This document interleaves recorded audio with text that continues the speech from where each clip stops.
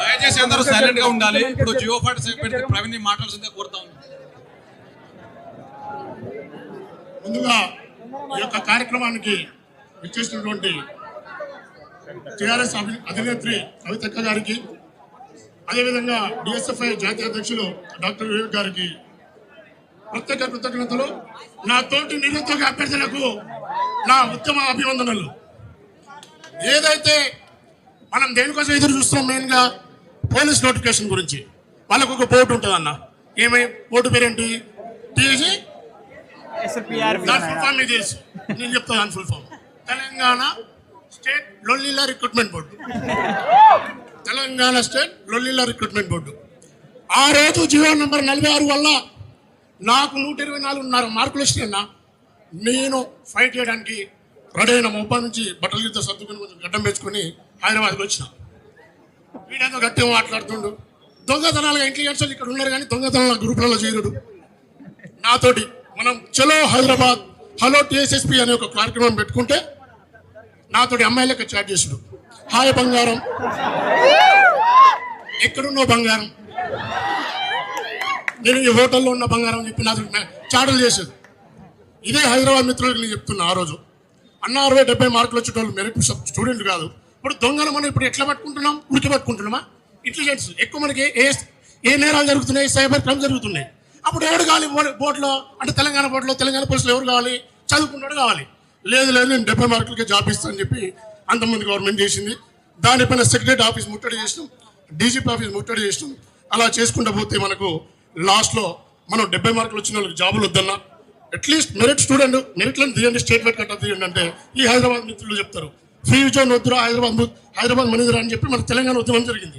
ఈ కొడుకు దొరికిండ్రా, వీడిని కొట్టాలరా, వీడిని కుమ్మాలరా అని చెప్పి ఆ రోజు మన హైదరాబాద్ మిత్రులు మాట్లాడుతారు. ఇప్పటికి మేము ఏం చెప్తున్నాం, హైదరాబాద్లో పోస్టులను కేటాయించి దాని తర్వాత ఇక్కడ ఎవరైతే సరైన అభ్యర్థులు లేరో మన ప్రాంతంలో ఏదైతే మోపాదు ఇక మిగతా జిల్లాల్లో ఏదైతే గ్రామీణ జిల్లాలో ఉన్న వాళ్ళని మెరిటోరియల్గా తీసుకోవాలని మనం చెప్తున్నాం.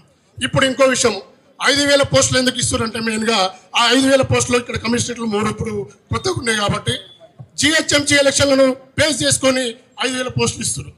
వాస్తవం కాదా? ఈ 5,000 పోస్టులలో కేవలం 3,000 పోస్టులు ఇక్కడే ఉండిపోతే మన మిత్రుడు చెప్పినట్టు ఈ 2,000 పోస్టులు అన్ని కేటగిరీలు తీయగా మన కేటగిరీకి వచ్చేసరికి ఒక్క పోస్టు కూడా మిగలదు.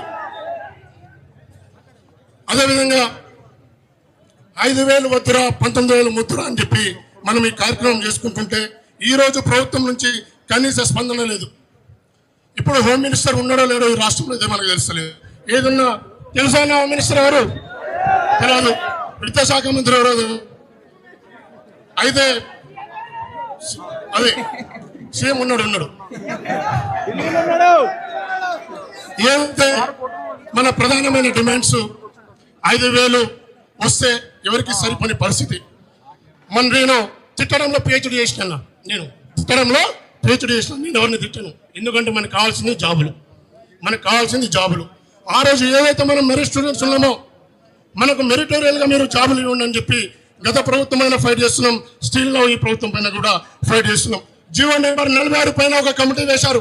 కమిటీ ముందు మేము హాజరై ఇది పరిస్థితి, ఇది ఇలా జరిగింది. గ్రామీణ ప్రాంతాల్లో ముఖ్యంగా గోదావరి బెల్ట్ ప్రాంతంలో అందరూ బంగారాలు ఉంటారు. అక్కడ స్టేట్ వైజ్ కట్ ఆఫ్ ఏమో రిజర్వేషన్ ప్రకారం తీసుకొని స్టేట్ వైజ్ తీసుకుంటాం, పోస్టులు ఏమో జిల్లాల వారిగా కట్ చేయడం వల్ల చాలా మంది బంజారా సోదరులు నష్టపోయారు. కడుపు మండి ఇక్కడ ఉద్యమం చేస్తున్నామన్నా మనము ఏ నాయకుడు కావడం కోసమో వేరే ఇంకేదో ఆశించగలదు. కడుపులో మండి ఈరోజు మనం ఫైట్ చేస్తూ ఉన్నాము. అదేవిధంగా ఏదైతే ఈరోజు 19,000 పోస్టులు కనుక ఇవ్వని ఎడల ఈ ఖచ్చితంగా ఈ ప్రభుత్వం రాబోయే రోజుల్లో మెడలు వంచుతాం. అదేవిధంగా రానున్న కాలంలో ఏదైతే నాయకులు మాకు ఎవరైతే సపోర్ట్గా ఉంటారో, మద్దతుగా ఉంటారో వారందరితో భవిష్యత్తు కార్యాచరణ ప్రకటించడం జరుగుతుంది. కావున అందరూ ఎవరు నిరుద్యోగ సోదరులు దయచేసి ఆత్మహత్యలకు పాల్పడకండి దయచేసి. ఎందుకంటే మనం ఫైట్ చేద్దామన్నా. ఏదైతే చిన్న ఇన్సిడెంట్ చెప్పి నేను క్లోజ్ చేస్తున్నా. నేను 124 మార్కులు వచ్చినాయి. దాంతో నేను చలో హైదరాబాద్ అని చెప్పి మానుకోట నుంచి నాతో పాటు 10 మందిని పట్టుకొచ్చిన ఉద్యమంలో. దాని తర్వాతకి నాకు ఒక ఫోన్ వచ్చింది నైట్ పూట, మా అమ్మకు ఫస్ట్ స్టేజ్ క్యాన్సర్ వచ్చింది ఆ రోజు. ఈ మాట ఇప్పుడు ఏ స్టేజ్ మీద చెప్పలే, నేను గత 4 years నుంచి ఫైట్ చేస్తున్నా, మీకు ఉద్దేశించి చెప్తున్నా. మా మమ్మీకి ఫస్ట్ స్టేజ్ క్యాన్సర్ వచ్చింది. మా మమ్మీ దగ్గర హాస్పిటల్ ఉండడానికి ఎవరు లేరు. నేను నా జాబ్ కోసం సరే మా మమ్మీకి ఎలాగో క్యూర్ అవుతుంది అని చెప్పి మా అమ్మకంత బాధలు ఉన్నా కూడా నేను ఏ రోజు ఏడవకుండా చలో సెక్రటరీ అని చెప్పి సెక్రటరీ గేట్లు తన్నడానికి పోయినా. మా అమ్మ హాస్పిటల్లో పడుకుంటే చలో అని చెప్పి సెక్రటరీ గేట్లు తన్నడానికి పోయినా. నన్ను ఎంత టార్గెట్ చేసినో నాకు తెలుసు, అయినా కూడా నేను ఎక్కడ భయపడలే. నేను పేరు కోసం